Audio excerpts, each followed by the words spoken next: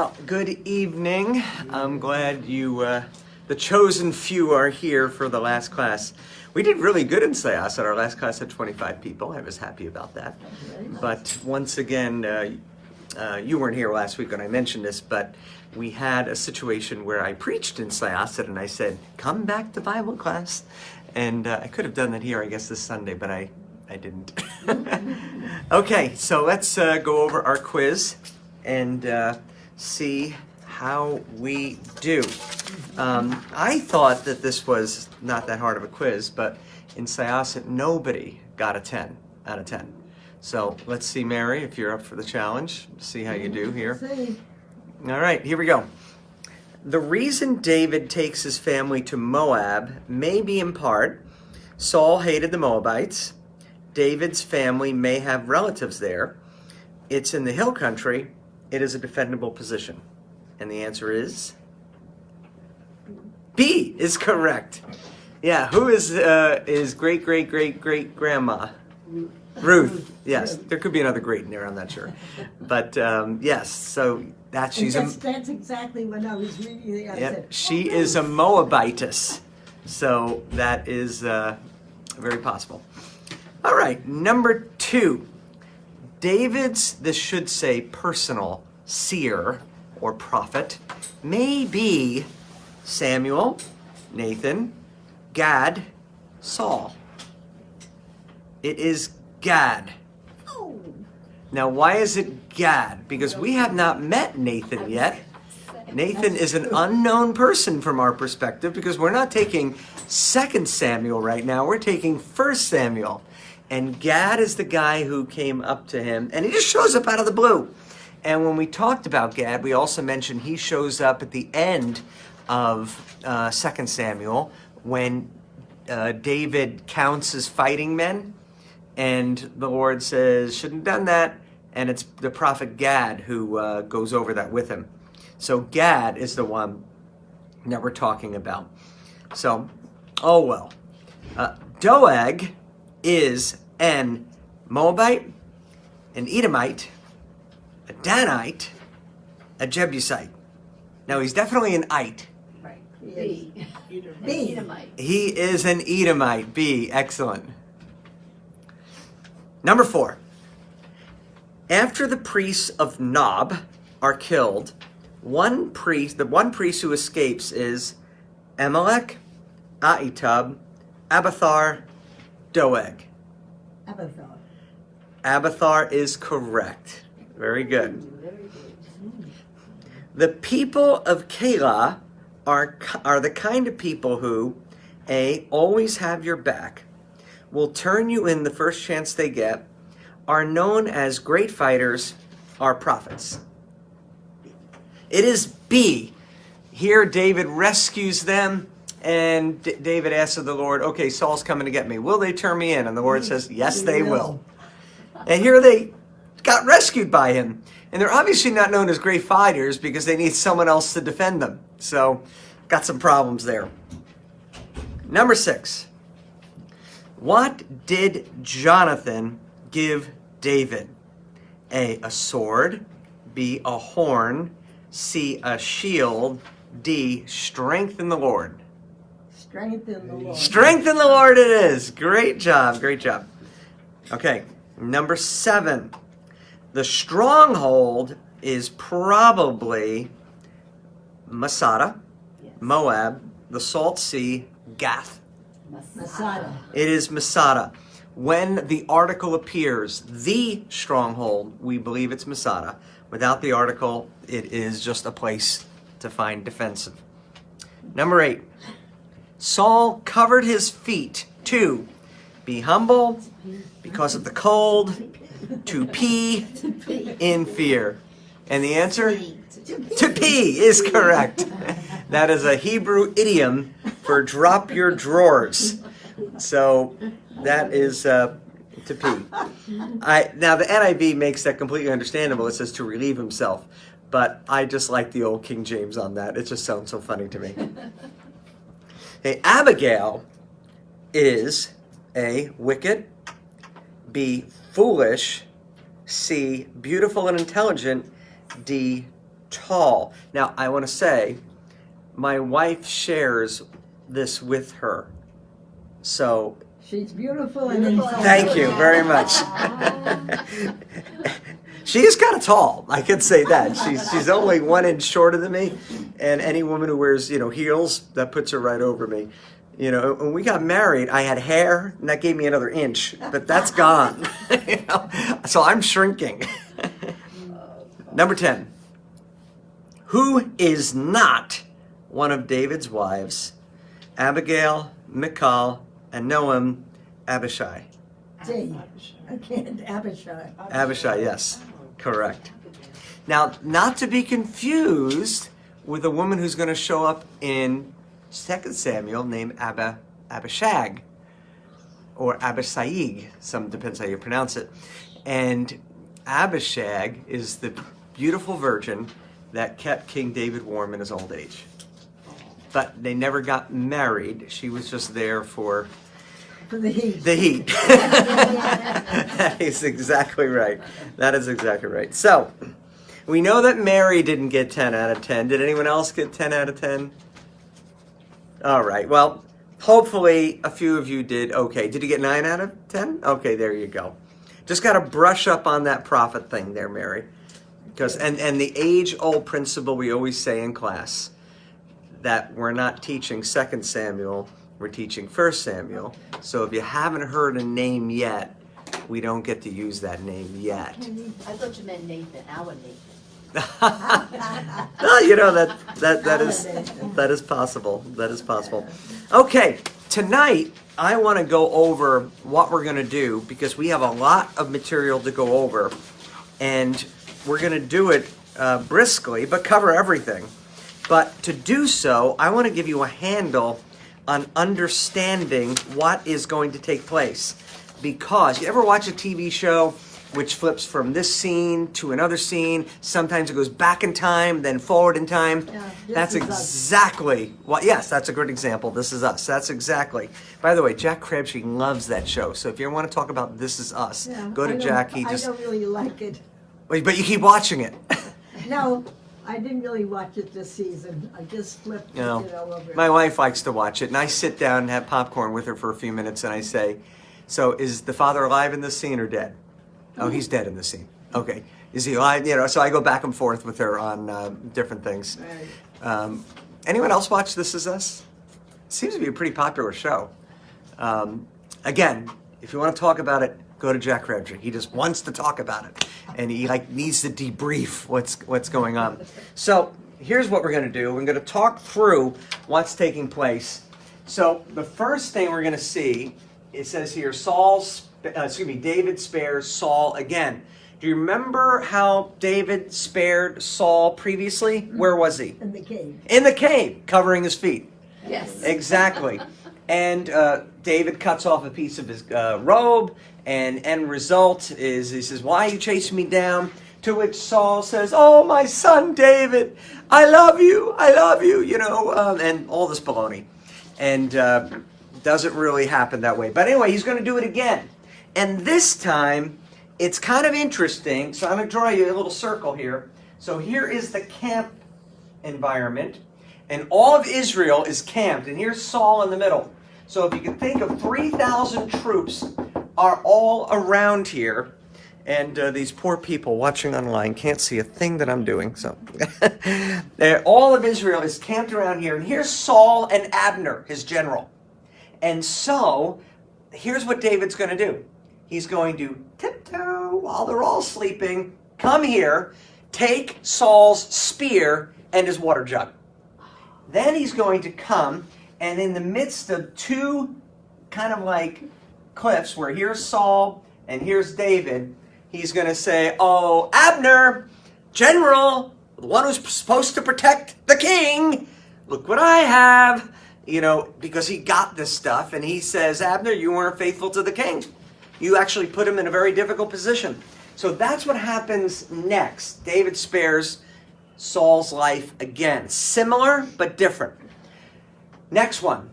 David among the Philistines. Now what happens here is David is getting so weary of always running from Saul that he thinks to himself, where's the one place I can go that Saul will not follow? And that's in the Philistine territory. And so do you remember the last time he was in Gath? What did he pretend to be?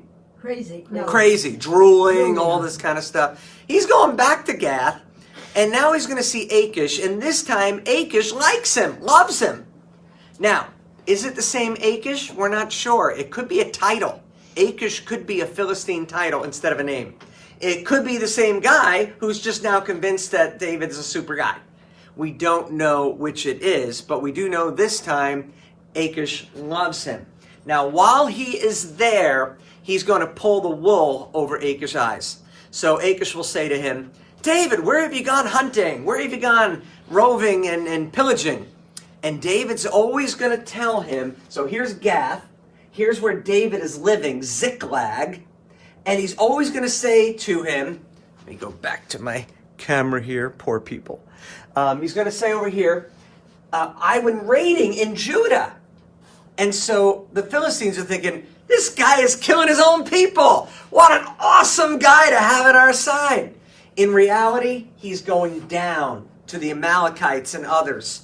So he's lying through his teeth to Achish that he's really on his side, but he's not. So that's what happens next. But then the Philistines, they make an attack on the northern part of Israel. Now, Darlene's right back from Israel, and so she can tell us all the stuff that's going on. But were you on the Sea of Galilee? Did you go there? Okay. So near the Sea of Galilee, near where you were, the Philistines come, all 5 kings, to attack at Shunem. So Saul goes up there with his army. He can't deal with David now. He's got to deal with the Philistines.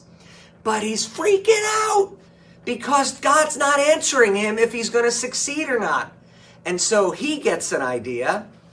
I will go seek a witch who will speak to Samuel, the dead prophet, and then Samuel will tell me what's going to go on. So, what happens? He goes to the witch. The witch summons Samuel. The witch freaks out because I don't think the witch actually expected anybody to come forward in terms of this little journey. And Samuel says, I told you this when I was alive. You're doomed. In fact, you'll be joining me with your sons tomorrow. Bad news.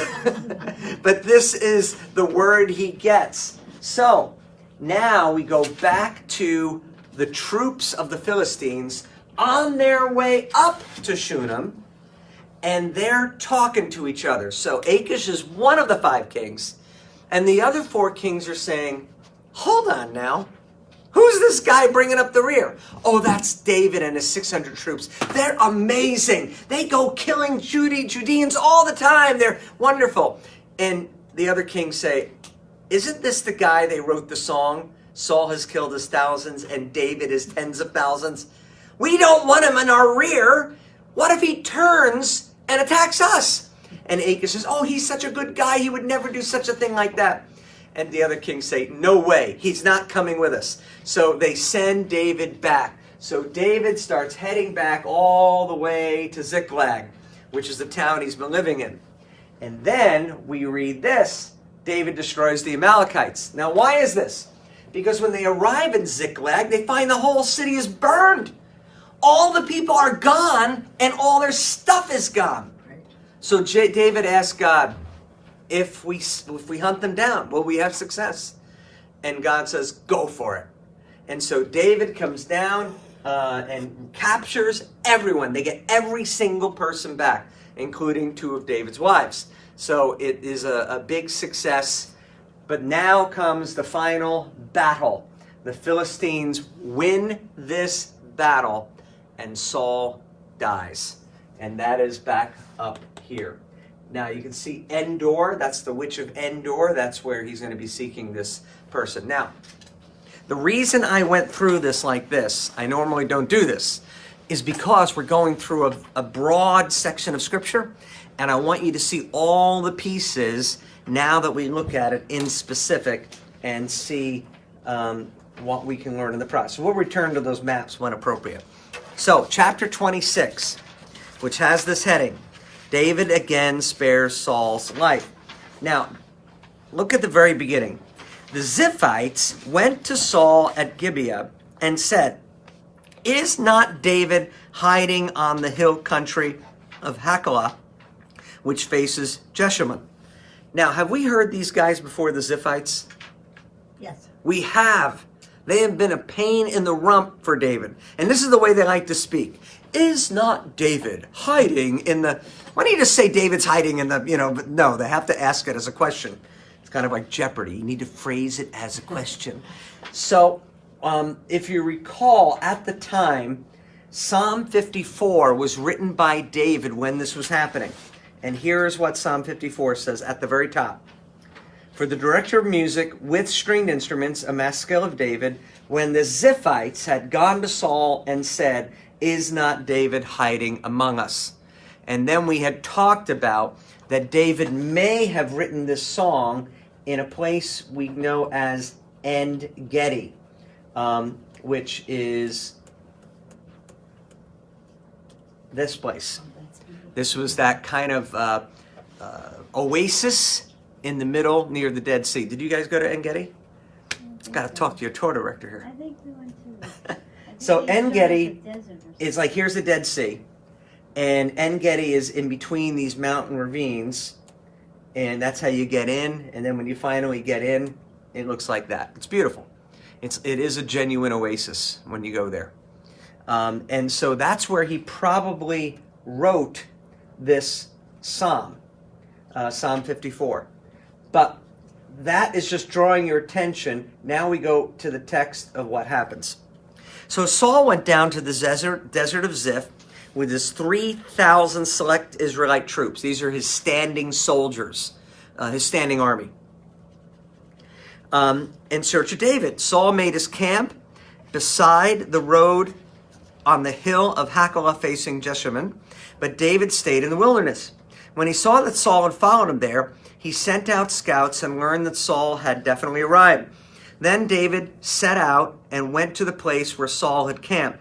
He saw where Saul and Abner, son of Ner, the commander of the army, had lain down.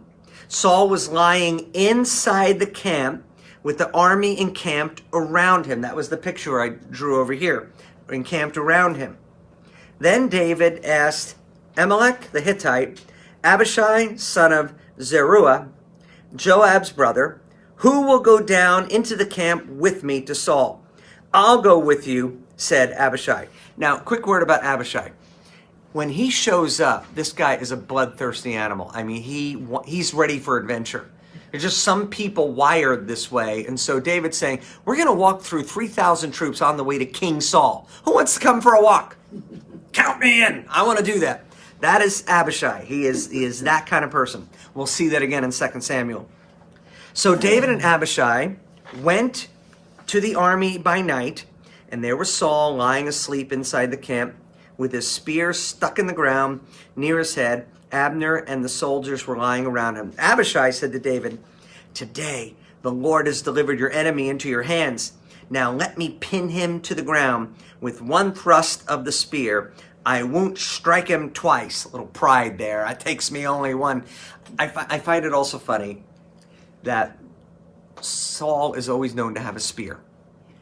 And I think it's appropriate that David steals the spear, because this spear has been aiming at David too many times. So David said to Abishai, "Don't destroy him. Who can lay a hand on the Lord's anointed and be guiltless?" That's important to hear. David says it a lot. "As surely as the Lord lives," he said, "the Lord himself will strike him down." Now, what David is not saying is that Saul does not need justice. Saul does need justice, but David is going to rest on the Lord's justice, which is a New Testament principle. If you ever read the end of Romans chapter 12, do not repay evil for evil, but actually repay evil with good. And in so doing, here's what Paul says, you will heap burning coals on their head. You'll really tick them off because you're just being nice. We're not supposed to take it unto ourselves. And is that hard sometimes? I mean, don't you occasionally, when somebody cuts you off, want to go in front of them and then go 20 miles an hour? I mean, it's just tempting. to do that. What was that? You saw me? I'm always afraid the guy's going to pull out a gun, like, oh, really, That was you? So, yes, I was the one who cut you off. But the Lord forbid that I should lay a hand on the Lord's anointed. Now get the spear and the water jug that are near his head, and let's go.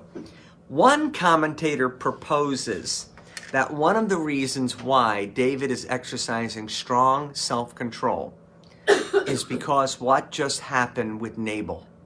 Do you remember how Nabal was this guy that David asked for food, and then he comes, they say, you can't have any, and Abigail stops David from slaughtering all the men in that area. And then David repents.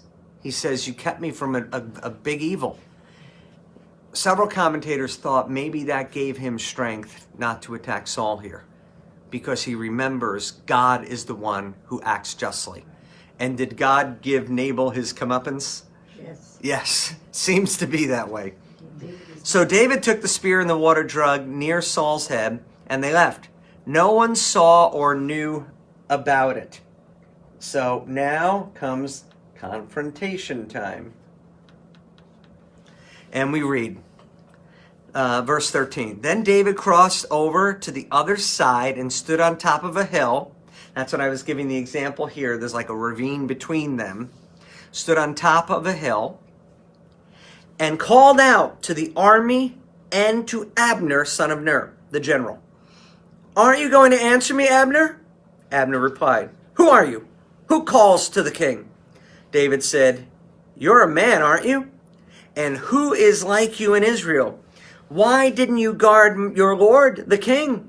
Someone came to destroy your lord, the king. And what you have done is not good. As surely as the Lord lives, you and your men must die. So David's saying that's the penalty for not defending the king, because you did not guard your master, the Lord's anointed. Look around you. Where are the king's spear and water jug that were near his head? Saul recognized David's voice and said, is that your voice, David, my son? This guy, he vacillates between love and hate, and he's got issues. That's all I can say. He's got issues. David replied, yes, it is, my lord the king. And he added, why is my lord pursuing your servant? What have I done? What wrong am I guilty of? Now let my lord the king listen to his servant's words. If the Lord has incited you against me, then may he accept an offering. If, however, people have done it, may they be cursed before the Lord. They have driven me today from my share in the Lord's inheritance and have said, go serve other gods. Now what this is about is that David is feeling compelled to go into the Philistine land. That's what he means by go serve other gods. You are forcing me to go live among the Philistines. And he's not saying they're literally going to serve those gods, but that's what he's referring to. Now, verse 20. Do not let my blood fall to the ground far from the presence of the Lord. The king of Israel has come out to look for a flea. He's very humble about himself. I'm just a wee little flea, and you're coming after me. I think David's a little stronger than a flea, but he's maybe false modesty here. As one hunts a partridge in the mountains. Then Saul said, I have sinned. Come back, David, my son. Because you considered my life precious today, I will not harm you again. Surely I have acted like a fool and have been terribly wrong. Here is the king's spear, David answered. Let one of your young men come over and get it. The Lord rewards everyone for their righteousness and faithfulness. The Lord delivered you into my hands today, but I would not lay a hand on the Lord's anointed. As surely as I valued your life today, may the Lord value my life and deliver me from all my trouble. Then Saul said to David, may you be blessed, David, my son. You will do great things and surely triumph. So David went on his way, and Saul returned home. Now, again, based on David's experience, do you sense that there may be a high propensity for Saul to do this again? Yes. Absolutely. So he's at his wit's end, as to what he's going to do. And people go through this, and parents ask me all the time. I have a son, I have a daughter, who's constantly making bad choices. And he wants to live at home for the 9th time. He's robbed me 4 times, he's done this, he's done that. And they come to me, Pastor Steve, what should I do? And I said, you know what? I do not think you would be wrong or immoral to not invite them into your house. I would say you should always love them.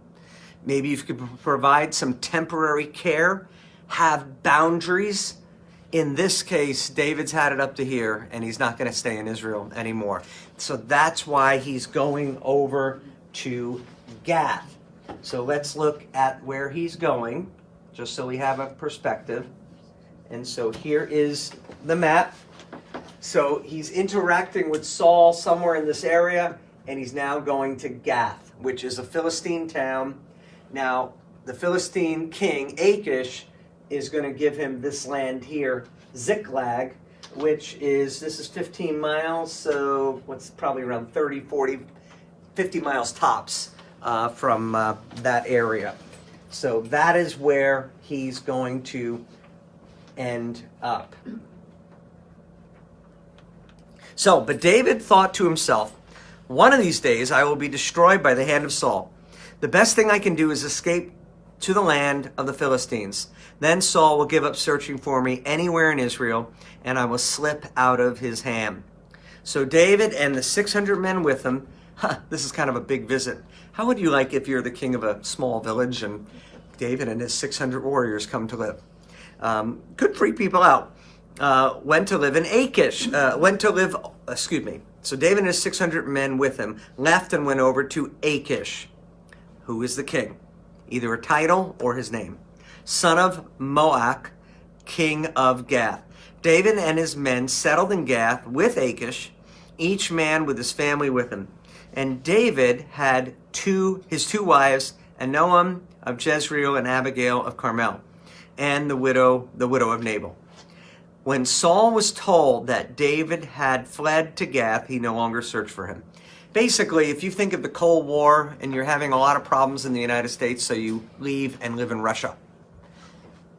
The United States is going to hunt you down in Russia. It's too difficult. And so he's going to the enemy to find a place of peace, ironically. And so we read, then verse 5, David said to Achish, if I have found favor in your eyes, and the fact that I have 600 men here, let a place be assigned to me in one of the country towns that I may live there. Why should your servant live in the royal city with you? So on that day, Achish gave him Ziklag, as it belonged to the kings, and it has belonged to the kings of Judah ever since. That's an interesting phrase, because it tells you that this is written much later than that. Because it says the kings of Judah. There's been many kings by this time. And so whenever this was finished in the writing was sometime after there was a series of Judean kings. Because that's got to push us past David, past Solomon, to when the kingdom splits under Rehoboam, and then the kings of Judah are reigning. So it's somewhere deep into the future. So we're talking 150 years later, 200 years later. So time has passed when this was written. Verse 7. David lived in the Philistine territory a year and 4 months. So that gives you perspective. A year and 4 months. Now David and his men went up and raided the Geshurites, the Girgazites, the Amalekites. From ancient times, these peoples had lived in the land extending to Shur and Egypt. So going back to our map again, where David is actually going from Ziklag is south towards Egypt. But listen to what he tells Achish. He's going to pretend he's going this way here. He is not. He is lying. So let's go back to that. Move up on the screen a little bit. Verse 10. When Achish asks, where did he go raiding today? David would say, against the Negev of Judah, or against the Negev Jerahmeel, or against the Negev of the Kenites.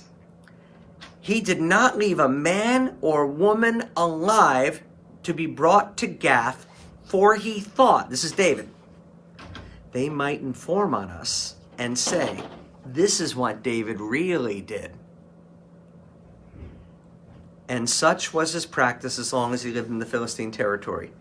Achish trusted David and said to him, 'He has become obnoxious to his own people, the Israelites, that he will be my servant for life.'" So he's got the wool pulled over his eyes fairly securely. There's a few things I want to draw your attention here. Okay, David is lying. So, since David, a man after God's own heart, lies, we also have the freedom to lie. I don't think so. You don't think so? Mary's not betting on that one. This is a narrative passage of Scripture. It's not telling us right or wrong. It is telling us what happened. David is a man after God's own heart, not for his perfections. I would say when we look at his life, for his aggressive, passionate worship. I would say it relates to his ability to repent when he's confronted with sin. I would say he has a genuine heart to please God when he's thinking about it. But it does not mean that he didn't fail. Now, one thing I also want to draw your attention to here is this. Verse 11. He did not leave a man or woman alive to be brought to Gath.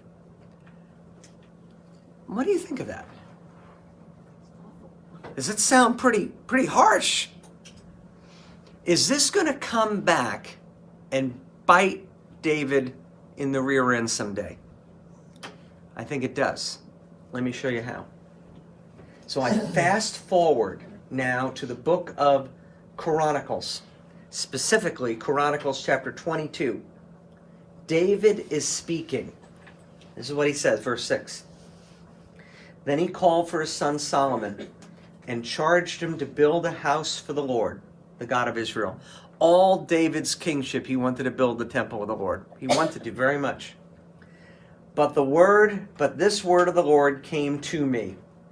You have shed too much blood and have fought many wars. You are not to build a house for my name, because you have shed much blood on the earth in my sight. But your son will be a man of peace and rest, and I will give him rest from all his enemies on every side, and his name will be Solomon. The text doesn't directly connect the two, but I think this is probably a reason why the Lord does this. Because David was a violent man, and he used his violence. And God felt the person who builds his temple cannot be that kind of warrior, that kind of violent man. So I look at this passage and I say, I think there is a connection between them as to what I'm seeing. So, chapter 28.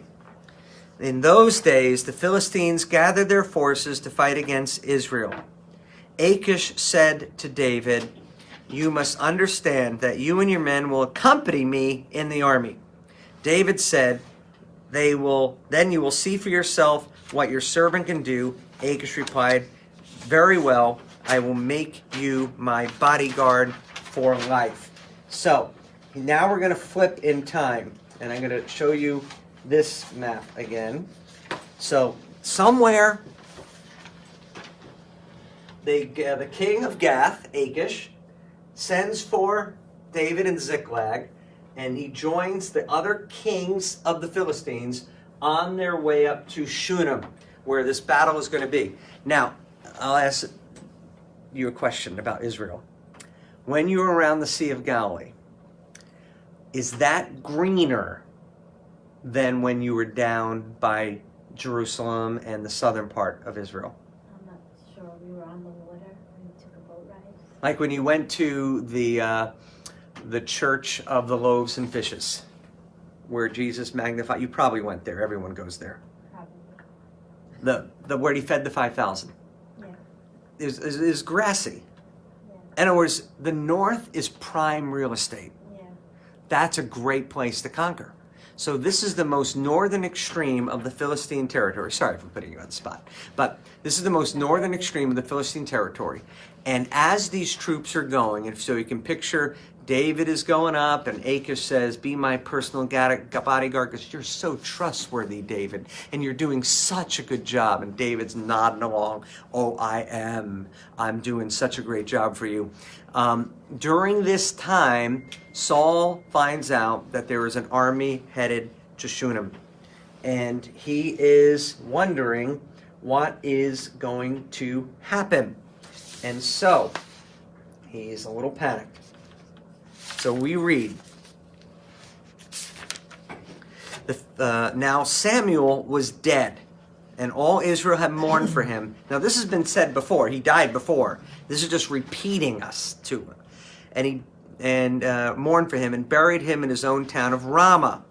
Saul had expelled the mediums and spiritists from the land. Now, why do you think Saul expelled them from the land? He's actually obeying the word of God. Oh, my word. So here's what it says in Leviticus chapter 19, verse 31. Do not turn to mediums or seek out spiritists, for you will be defiled by them. I am the Lord your God. And so Saul, ever the one who wants to obey the word of the Lord, I'm kidding, of course, kicks them out. But the wrinkle here for you and I is we have complex people. People do some good things and they do some bad things. Saul does some good things and he does some bad things. This happens to be one of those things where he did right. However, then he wants to speak to one. And that's where we drop into the text. Verse 4, the Philistines had assembled and came up and set up camp at Shunem. You saw that by the Sea of Galilee. While Saul gathered all Israel and set up camp at Gilboa. When Saul saw the Philistine army, he was afraid. Terror filled his heart. He inquired of the Lord, but the Lord did not answer him by dreams or Urim or prophets. Okay, you notice one thing missing here, by the way? Priests. Why didn't he inquire of the priests? Because he killed them all. Oh, that's right. He slaughtered them at Nob. Remember, the priests remaining went to David. So he's hanging out with David now. So the other thing I want to show you and draw your attention is the where this is taking place. So this is Mount Gilboa. Israel is right around here. This name hasn't been mentioned yet, but it will be named Jezreel. There's Shunem. Here's where the Philistines are. Here's the point of battle. Here's Endor. He has to go through the Philistine-controlled area to get to Endor. So he has to really want to go there. So this gives you just a glimpse of that. But this is the Urim and the Thummim. This is what we think they look like. These are rocks, one black, one white. And so you ask the Lord, shall I go fight the battle? If it's yes, it's the white rock. If it's black, it's the no. Except the fact that this is not working out for him means every time he grabs another rock, it's a different color. In other words, he's not getting any answer from that pursuit and trying to do it that way. So the end result is that he would appeal to a prophet. Whether no prophet wants to talk to him, he can't find one, we don't know. But the bottom line, he is not getting any answers.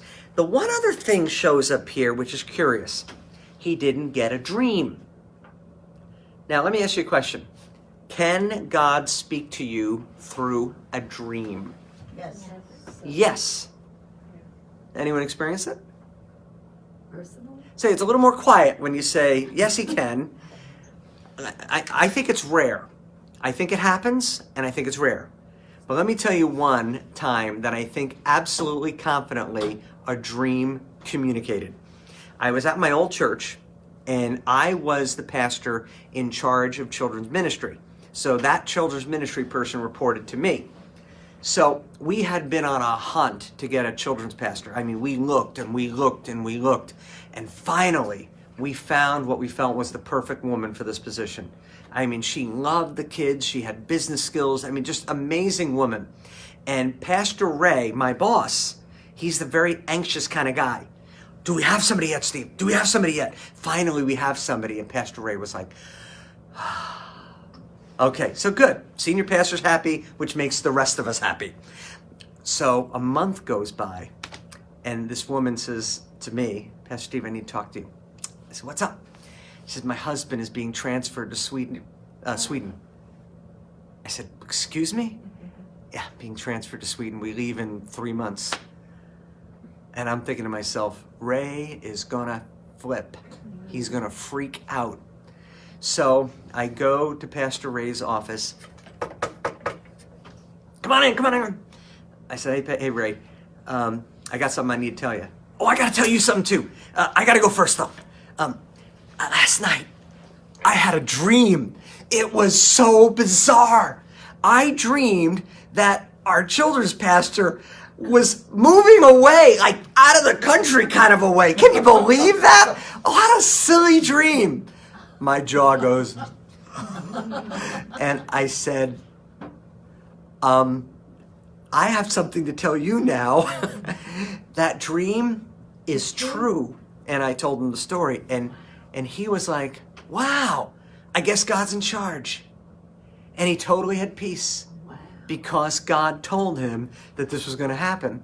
And then to boot, the person we got after was the most amazing children's ministry leader. I would argue one of the best in the nation. She grew our children's program from 50 kids to 300 kids. And I was just on the phone with her husband today. I still have a great relationship with them as a family. Amazing people. And God had a plan. So, has this happened a lot in my career? Not a lot. But can God choose a dream? Yes, he can. So don't let anyone say he can't. He can. However, if your name is Saul, maybe not. Because he's not getting any luck here. No priests, no dreams, no Urim, no prophets. So Saul said to his attendants, find me a woman who is a medium so I may go and inquire of her. By the way, if you need one, there's one on Plandome Road. You know, I walk by her all the time. She'll read your palm and take care of you, you know, all that kind of stuff. By the way, parenthetical thought, don't go to them.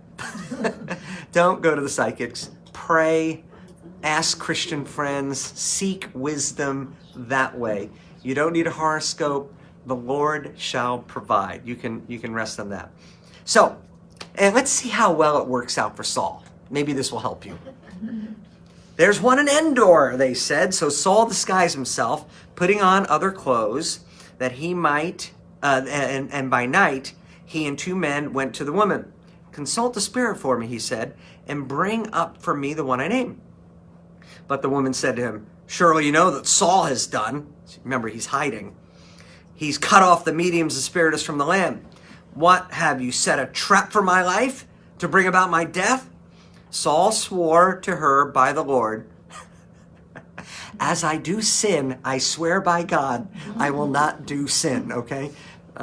It's kind of an irony there. Where are we? So Saul swore by the Lord. Verse 11, then the woman asked, whom shall I bring up for you? Bring up Samuel, he said. When the woman saw Samuel, she cried at the top of her voice and said to Saul, why have you deceived me? You are Saul. Now, the scholars believe that she may have been a sham. In other words, how many people claim they're psychics, but they're just wanting to take your money? She may have been one of these. And what took her off guard this time? Somebody actually came, freaked her out. And maybe why she knew this was Saul is because of something that Samuel said or Samuel did. We don't know. Now, before I go any further, I want to say something else. This seems to be what happened, meaning it does indeed seem to be that Samuel came. that this wasn't a demon, that it was actually Samuel. The evidence for that is what Samuel is about to say. It's something that a demon would not know the answers to. Now, this causes some theological conundrums as to what's going on. Basically, Samuel is in Sheol, the place of the dead. Some will argue he has a soul sleep until the resurrection of the dead, and he's been awakened from the soul sleep until the Lord awakens everyone at the last day. Or he is just at what sometimes is called the bosom of Abraham. You know, he is in a conscious state in God's presence. These kind of questions are not answered by our text. All we know is that everything in the text points to something happened with Saul that seems to be Samuel actually came. The king said to her, "Don't be afraid. What do you see?" The woman said, "I see ghostly figures coming up out of the earth." "What does he look like?" he asked. "An old man wearing a robe is coming up." Now, pause there for a second. Might that jog Saul's memory? An old man wearing a robe. Let me jog your memory. So I go back to 1 Samuel chapter 15 when Saul is having his last conversation with Samuel before Samuel dies. But Samuel said to him, "I will not go back with you. You have rejected the word of the Lord. The Lord has rejected you as king over Israel." As Samuel turned to leave, Saul caught hold of the hem of his robe, and it tore. Where was that from? And then, this is 1 Samuel 15:26. And then Samuel said to him, "The Lord has torn the kingdom of Israel from you today and has given it to one of your neighbors, to one who is better than you." So, the fact that our passage is now saying, and Saul shows up with his robe, should not be lost on the reader. So in other words, this kind of shows where this conversation is going to go. Then Saul knew it was Samuel because he could see the tear. He bowed down, prostrated himself with his face to the ground. Samuel said to Saul, "Why have you disturbed me by bringing me up?" Now listen to Saul's response. "I am in great distress," Saul said. "The Philistines are fighting against me, and God has departed from me. He no longer answers me, either by prophets or by dreams. So I have called on you to tell me what to do." Do you notice a me disease here? I mean, he's not a king looking out to his people. "I know I'm a sinner, but for the sake of these troops, will you?" No. He is just seeking protecting his own hide. Samuel said, "Why do you consult me? Now that the Lord has departed from you and become your enemy, the Lord has done what he predicted through me. The Lord has torn the kingdom out of your hands and given it to one of your neighbors, to David." This is verbatim to what he previously said to him. "Because you did not obey the Lord or carry out his fierce wrath against the Amalekites. The Lord has done this to you today. The Lord will deliver both Israel and you into the hands of the Philistines, and tomorrow you and your sons will be with me. The Lord will also give the army of Israel into the hands of the Philistines." Wow. That's bad news. What's interesting here is that Saul doesn't run away. He knows the bad news, and he's going to just kind of live with it. Kind of like Eli did in the end. Immediately, Saul fell full length on the ground, filled with fear because of Samuel's words. His strength was gone, for he had eaten nothing all day and all that night. When the woman came to Saul and saw that he was greatly shaken, she said, "Look, your servant has obeyed you. I took my life in my hands and did what you told me to do. Now please listen to your servant and let me give you some food that you may eat and have strength and go on your way." He refused and said, "I will not eat." But his men joined the woman in urging him, and he listened to them. He got up from the ground and sat on the couch. The woman had fattened had a fattened calf at the house, which she butchered at once. She took some flour, kneaded it, baked bread without yeast. Then she set it before Saul and his men, and they ate. That night, they got up and left.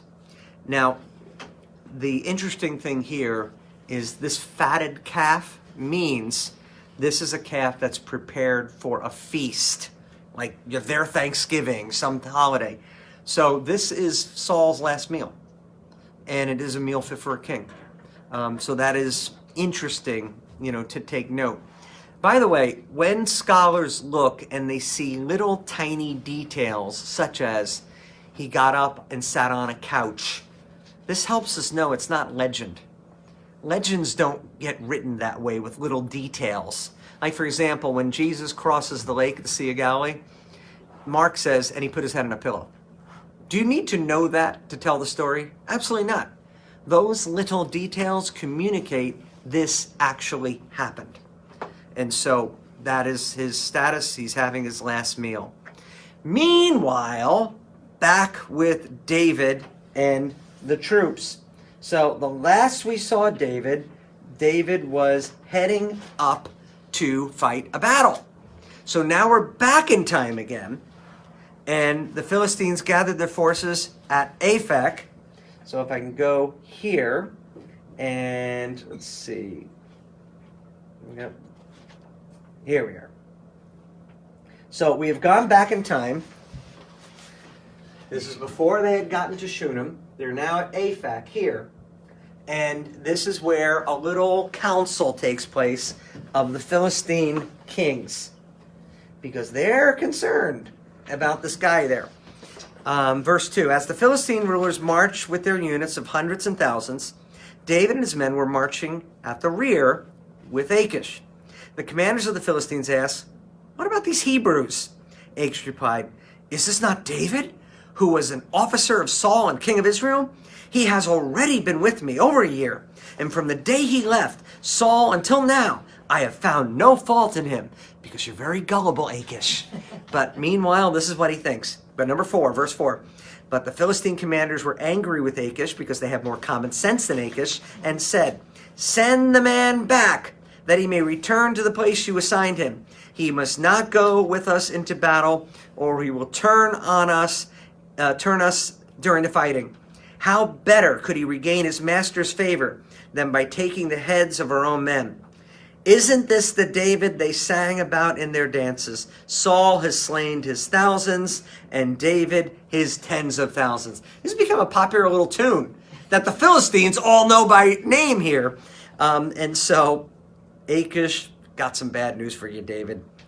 As surely as the Lord lives, you have been reliable, and I would be pleased to have you serve with me in the army. From the day you came to me until today, I have found no fault in you, but the rulers don't approve of you, so turn back and go in peace. Do nothing to displease the Philistine leaders. But what have I done? Asked David.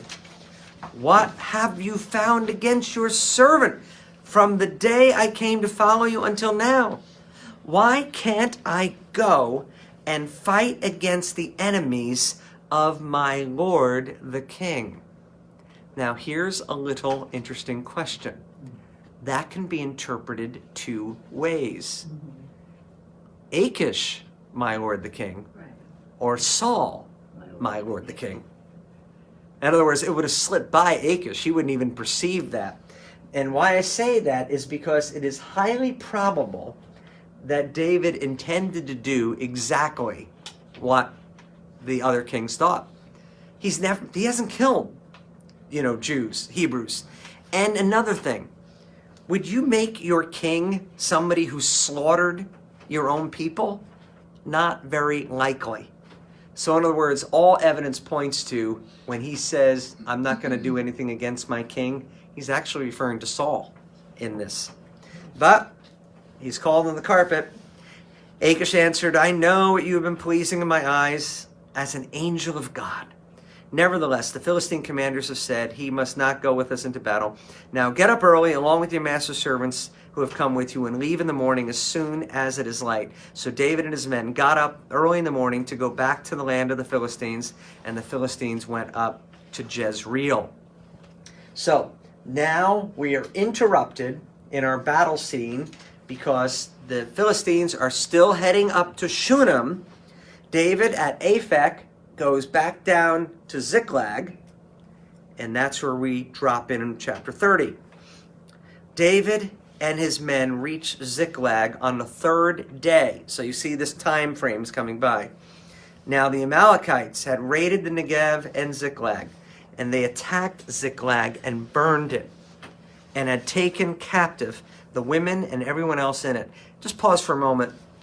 When Saul was told by Samuel, God is ripping this land, this kingship from you, and he said, why am I hearing sheep in the background and all this kind of stuff? Who was supposed to Saul eliminate? Who were the people that Saul was supposed to eliminate? The Amalekites. This is all stuff because of Saul's unfinished business, because he didn't obey the Lord. So that's why this whole thing happens. So we read, they attacked Ziklag and burned it, and had taken captive the women, everyone else in it, both young and old. They killed none of them, but carried them off as they went on their way. I would say that probably is a divine provision that they didn't kill anyone, because they're going to get this all back. When David and his men reached Ziklag, they found it destroyed by fire, and their wives and their sons and daughters taken captive. So David and his men wept aloud until they had no strength left to weep. David's 2 wives had been captured, Ahinoam of Jezreel and Abigail, widow of Nabal of Carmel. David was greatly distressed, now get this, because the men were talking of stoning him. Each one was bitter in his spirit because of his sons and daughters. This is the first time that kind of attitude between David's troops has ever been seen. But you can see where it's hitting them in their hearts. I've lost my wife. I've lost my kids. David, you did this to us. And David is feeling the responsibility. But now comes an interesting phrase. But David found strength in the Lord his God. What do you think happened? How did he find strength? And I'm asking this question for a specific reason. Have you had bad stuff happen to you? You pray. You pray? What are ways we can find strength in the Lord? Mary says pray. What was that? Trusting in him? Is trust a switch that you can turn on? I mean that I'm going to trust the Lord now. If you don't trust the Lord. I mean, I'd like to say, Lord, I'm trusting you. It's not easy. One of the things we observe about David, and this is one of the beautiful things about David, is we get to hear his heart in the book of Psalms. And so one of the Psalms that this reminds us of is Psalm 56, which is this. It says here, when the Philistines had seized him in Gath. Now, it's a different circumstance. Be merciful to me, my God, for my enemies are in hot pursuit. All day long they press their attack. My adversaries pursue me all day long. But then look, you're right on here. When I am afraid, I put my trust in you, in God, whose word I praise. In God I trust. I am not afraid. What can mere mortals do to me? Here are some things that we can learn from David. One is, trust is not just an emotion. It's an activity. It means I'm actually going to do something that conveys I'm trusting in the Lord. Case in point, I'm broke, but here comes the offering at church. By faith, I'm going to put a little bit in the offering, even though I have very little, because I'm trusting God, you're going to take care of my needs. I'm just going to trust, Lord, that you're going to provide what I need. And he speaks of praising God. So you don't feel like praising God, but you decide to praise God. There's a Psalm 13. How much longer will you forget me? How much longer will you hide your face from me? I feel like I'm older than I will be tomorrow, and no one's arriving with gladness to borrow. And then David says this, but I, from my part, rejoice in the Lord. Let my heart rejoice in his name. I will sing to the Lord for the good things he's shown me. So this is not, like one of these Disney things, sing a happy song, that kind of thing. That will take you only so far. You know what you're singing about? The Lord who delivered me against the lion and the bear, the Lord who brought me through this marital crisis, the Lord who brought me through this financial crisis in the past. He's still around. He's going to take care of things. He will be near us. He will be near us. I probably shared a little bit of the story, but I'll say it again because I'm still happy about it. In the end of October, our finances at the church were doing pretty miserable. And we had $100,000 in our general fund. Now that sounds like a lot of money, but when you spend $250,000 a month, it's not a lot of money. It means we are a week and a half from not making payroll. And as the senior pastor, I feel responsible. I don't want to be the one to tell, hey guys, hope you have bank accounts, this kind of thing. So I go to the church. And I say, we're in a season of need, and I go to all 3 campuses, and I make the appeal. And so I'm thinking, people are going to come through. I just know it.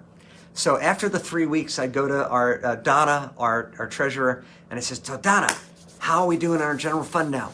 And she goes, oh, let me see, $100,000. You mean the same amount from before I asked people for money? Yes. I was like on the roof of the church thinking of jumping off. Not literally. I was really struggling. And you know what I did then? I went to the staff meeting and I said, guys, I did the human thing. I asked the congregation. I don't think there's anything wrong with that. But we're going to pray right now. We're going to say, Lord, help us. We need your help. And then, now, I love Pastor Jack. I respect Pastor Jack. But Pastor Jack said, well, of course you didn't take any money. You gave a lousy announcement. And I was like, thanks, Jack. So it's like if I could feel any worse than I feel right now. Thank you for that. And then the real stats started flowing in, and it turned out our giving had actually gone up 22%. And that we were doing much better. And the reason why Donna answered that question right at that moment, because we had some surprise bills that normally don't fall in October. They're supposed to fall in November, and it just impacted us at an awkward time. And I had my faith again. But my point is, when I was down, I prayed. And I was honest with God. I said, God, I asked for a miracle. And I feel like you gave me the anti-miracle, the opposite of what I asked for. I said, but Lord, I'm going to trust you. I'm going to ask that you're going to come through and that you're going to provide what we need. And praise the Lord, I think we're there. I think we're there.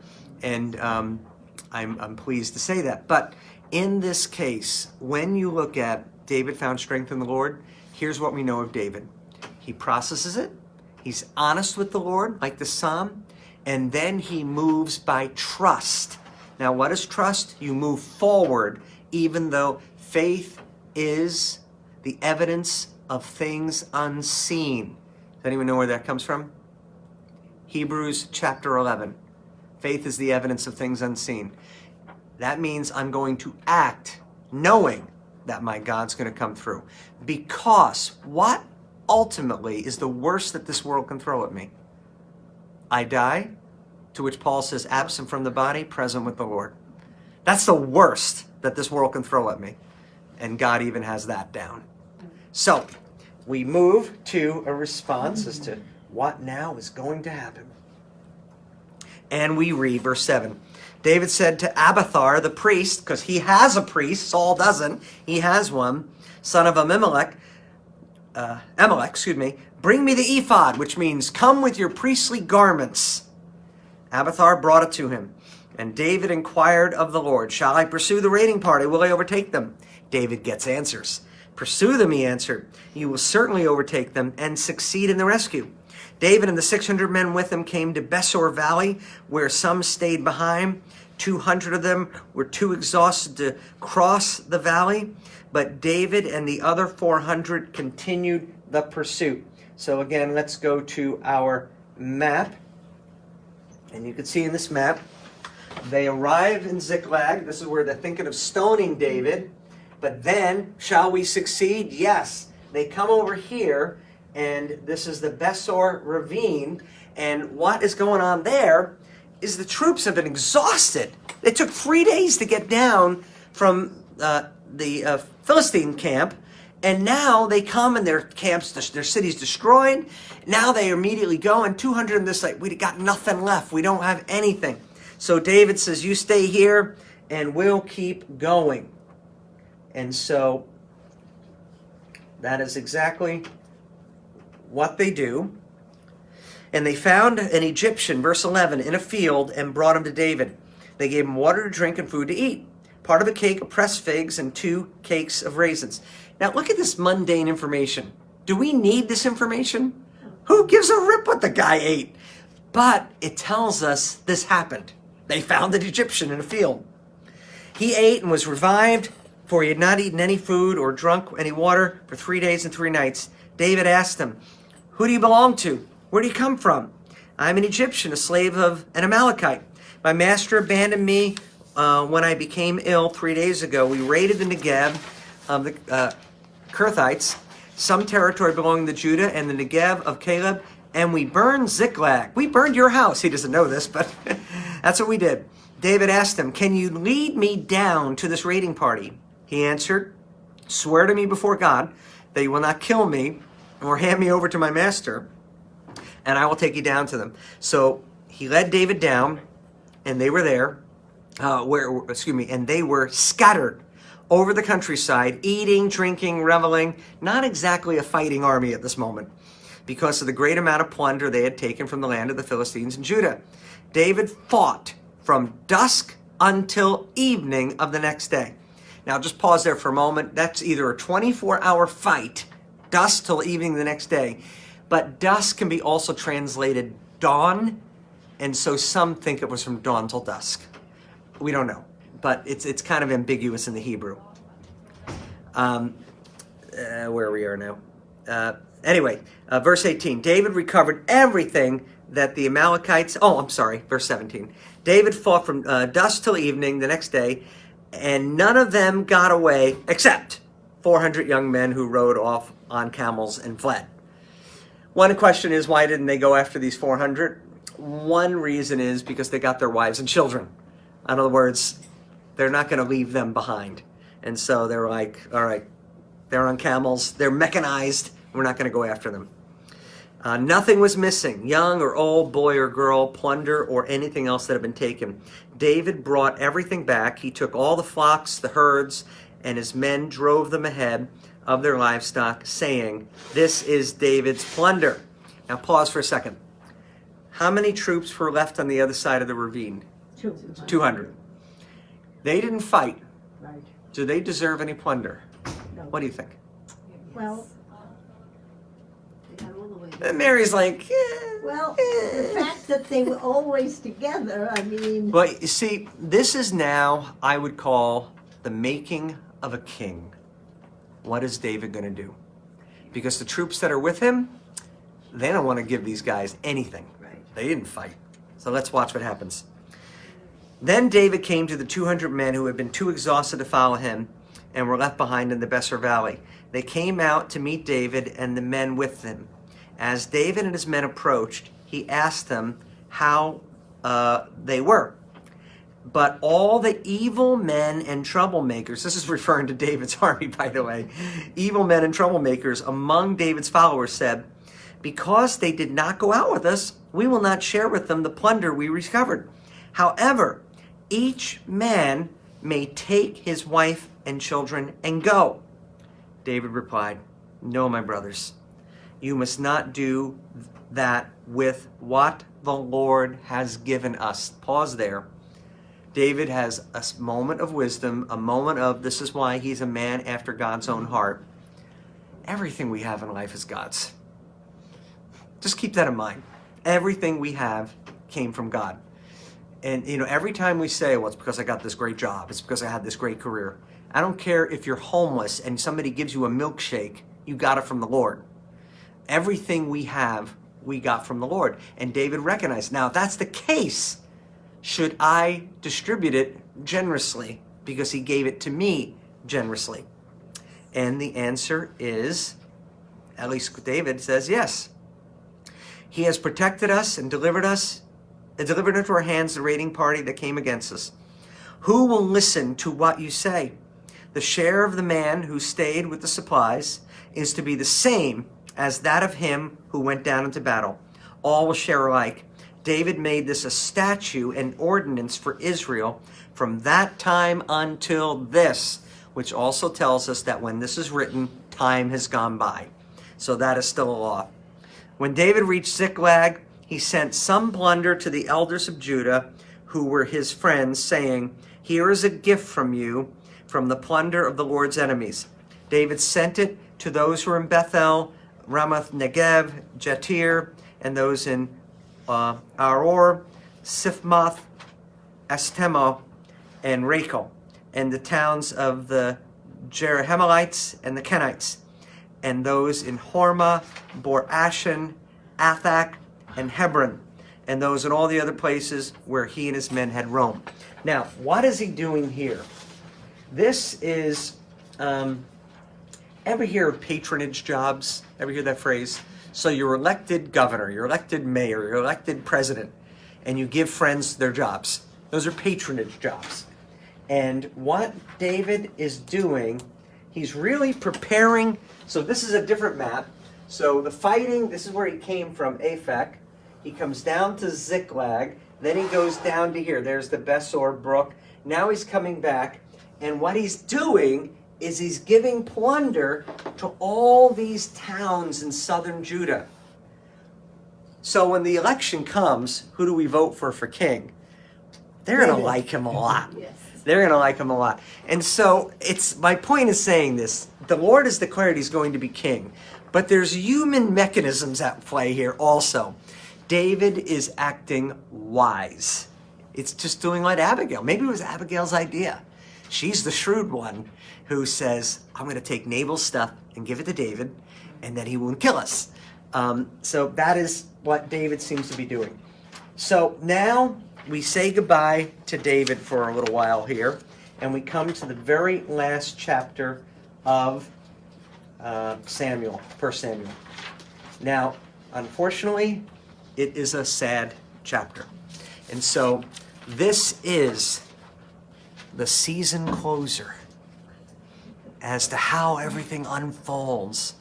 So let's read. Now the Philistines fought against Israel. The Israelites fled before them, and many fell dead on Mount Gilboa. The Philistines were in hot pursuit of Saul and his sons. They killed his sons Jonathan, Abinadab, Malchishua. The fighting grew fierce around Saul, and when the archers overtook him, they wounded him critically. So he's going to die, but he's not dead. Saul said to his armor bearer, draw your sword and run me through, or these uncircumcised fellows will come and run me through and abuse me. But his armor bearer was terrified and would not do it. So Saul took his own sword and fell on it.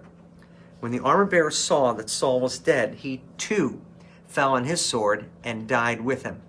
So Saul and his 3 sons and his armor bearer, all his men, died together on that same day. When the Israelites along the valley and across the Jordan saw that the Israelite army had fled and that Saul and his sons had died, they abandoned their towns and fled. The Philistines came and occupied them.